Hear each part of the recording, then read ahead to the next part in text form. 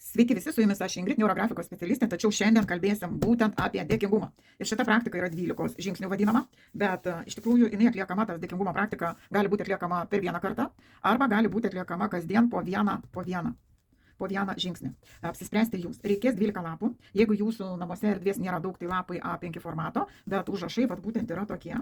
Va čia va kaip ir ta vadinama erdvė čia turi būti tuščia, o va šitai būtent išdėliota. Jeigu jūs darysite lauke, tai pasimkite didesnį lapą, A4 mažiausia, susidėliokit, kad galėtumėt po to atsistoti ant tų lapų ir fiziškai tai pasakysiu, ką reikės padaryti, prajausti.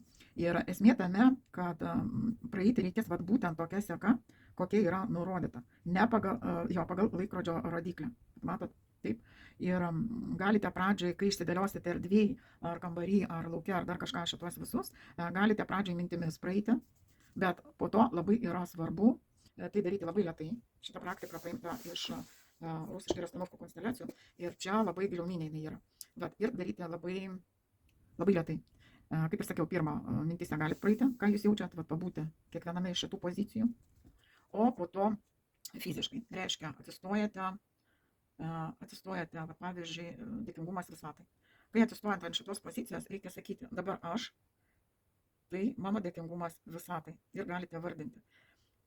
Ir prieš vardinimą, dabar aš, tai mano dėkingumas visatai, pirmiausia, prajauskite, kai jūs atsistojate ant ladelio visatai, įsivaizduokite visatą ir prajauskite, kokie jausmai, kokios emocijos, kokios mintys kyla, kokie vaizdai.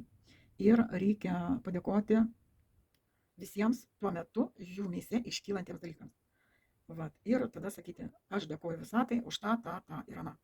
Kaip PVZ, ar ne? Kai padėkojate, tada stojate į poziciją ant kito lapo tėvai, vėlgi sakote, dabar aš, tai mano dėkingumas tėvams. Vėl prajaučiate, kokie jausmai, kokios emocijos, kokios mintys, kokie vaizdai, pabūnat su tuo, pasižiūrit, prajaučiat ir tada sakot, aš dėkoju tėvams už tą ir aną. Tada, kai jau tą, galite perėti gynėje. Taip ir kiekviena pozicija, kai atsistoja. Visada pradžia pirmą sako, dabar aš, tai yra mano dėkingumas, pavyzdžiui, vaikams, kokie jausmai, kokios emocijos, kokie vaizdai, kokios mintis. Ir tada sako, dėkoju aš vaikams už tą. Kai padėkojot, tada tą. Nes dėkingumas tai yra būsena. Ir dėkingumas tai yra iš širdies. Jeigu, tarkim, jūs negalite dėl kažkokio tai priežasčių padėkoti vienam ar kitam dalykui, tai tada jūs ir sakot, šiuo metu man iškyla tam tokios emocijos, tam, pavyzdžiui, nuoskaudos ar dar kažką, ir dabar aš negaliu tai padaryti, aš atsiprašau, ir perinat prie kito. Ir jeigu kyla labai stiprios emocijos, aš duodu savo atsakomybę tokią, kad gali būti taip, tai aš gavau iš vieno meistro techniką, kaip pradirbti tuos užtaisus labai stiprius, gali būti emocinius arba kūno reakcijų, neutralizuoti užtaisus ir galiu už tai imti pinigus. Jeigu labai stiprius kažkokie dalykai jums iškils, prašom per Facebook platformą susirasti mane ar Instagram, parašyti į asmeninę žinutę ir galėsim padirbėti už labai simbolinę sumą. Tuos dalykus, nes kaip taisyklė gali būti čia, bet kuriame etape, tam tikri užtaisai, kurie neleidžia jum pereiti į geresnį, kokybiškesnį gyvenimą. Nes dėkingumas tai yra ta vibracija, kuri jūs pakelia į kokybiškesnį, bet kokį kokybiškesnį dalyką. Jeigu jūs iš tiesų jaučiate dėkingumą visiems šitiems dalykams, jūsų ir gyvenimas turėtų būti, jūs esate dėkingas, jūs esate sėkmingas, jūs esate džiaugsme, jūs esate lyderis, gali būti ir toks variantas, jums puikiai viskas sekasi, jūs gaunate tai, ko norite. Ir tai yra iš tikrųjų labai stiprus dalykas. O šitas, arba savarankiškai galite pasižiūrėti, ant kiek ir galima padaryti tokią diagnostiką, kaip ir pasakyti, galite pasižiūrėti, kaip, pavyzdžiui, mėnesio pradžioje pasidarėt, kito mėnesio pradžioje kas pakito. Ir tai labai įdomi šita praktika dėkingumo, jinai iš tikrųjų labai įdomiai veikianti ir galima ne tik patyrinėti save, bet ir iš tikrųjų padaryti įdirbį į savo norimus rezultatus. Taigi, jeigu dar kyla kažkokie klausimai, prašom klauskit, bet eilės tvarka surašyta ta ir jinai nekeičiama, stojat ant kiekvieno ir tampat, pavyzdžiui, dabar aš, tai esu dėkingumas visatai, kokie jausmai, kokios emocijos, kokie vaizdai, kokios mintis ir kai viską kompleksą patirinėjot, supratot, tada aš dėkoju visatai už tada kitą. Gali būti tokių situacijų, kad jūs, pavyzdžiui, esate įvaikinti ar dar kažką, tačiau tėvai gali būti ir tie fiziniai, kurie jūs įvaikino ir vis dėlto jūs į pasaulį, tikrai atėjo dėka tėvų, kurių galbūt nemato visą ką, bet gal ir mirė, nežino, bet vis tiek dėkingumas už tai, kad jūs čia, jisai yra, niekur nedingsta. Gali būti, galbūt kai kas neturintis vaikų, tai galite dėkingumą daryti už būsimus vaikus, jeigu, tarkim, jūsų yra pozicija tokia, kad jūs nenorite vaikų ar dėl kažko, tai bent jau pasidžiaukit, padėkokit tiem vaikam, kurie yra.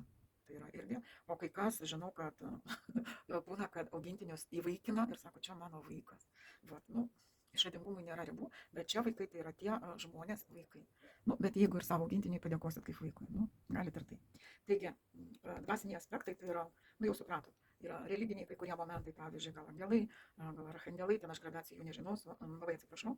Vat, Dievas, dvasia, siela, vat, tai yra tie tokie daugiau metafiziniai dalykai. Vat, o mokytojai, didieji mokytojai yra mūsų tėvai, kurie mus, nu, savotiškai traumuoja. Taip, bet jie yra didieji mokytojai, patys didieji. Daugiau mokytojai gali būti bet kas. Ne tik, kad mokytojas, darželio mokytojai, ten, mokykloje, universitete ar darbe kažkoks tai mokytojas, mentorius ar panašiai, bet gali būti jūsų mokytojas ir jūsų draugas. Gali būti tapti mokytojas. Labai tėvams kartais mokytojai patampa jų vaikai.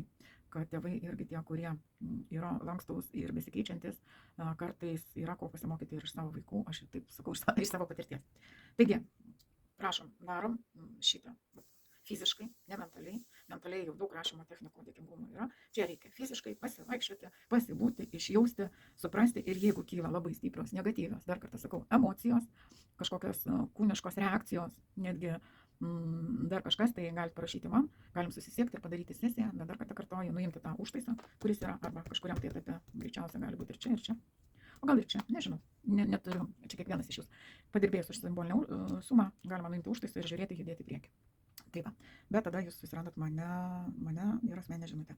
Tai va, su jumis buvau aš, Ingrid, sėkmės ir lauksiu iš jūsų kažkokio tai atgalinio ryšio, ypač iš tų, labai norėčiau komentaruose sulaukti atsiliepimų, kaip pavyko šitą praktiką. Taigi, sėkmės dar kartą ir ate.